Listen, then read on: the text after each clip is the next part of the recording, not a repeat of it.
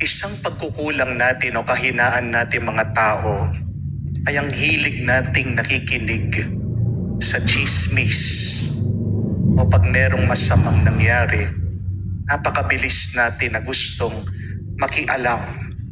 Hindi po ba? Bad news sells.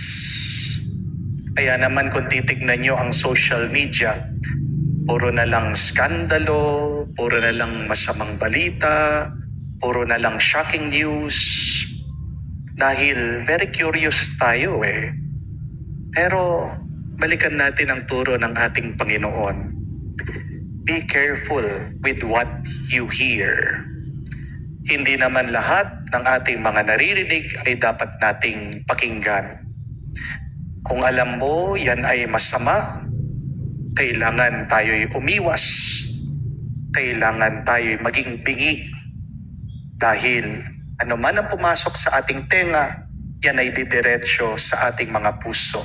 Ang pintuan ng ating mga puso ay ang ating mga tenga.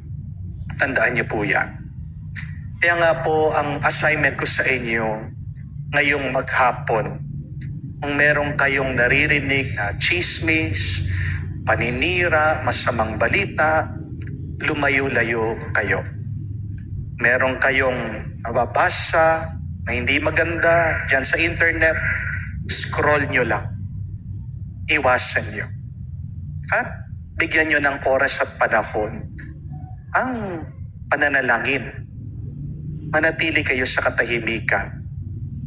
Listen to God in silence. Pag tahimik ang iyong puso, malinis ang iyong puso, magiging tahimik at maganda din ang iyong buhay. Amen? Sumayin niyo ang Panginoon. At sumayin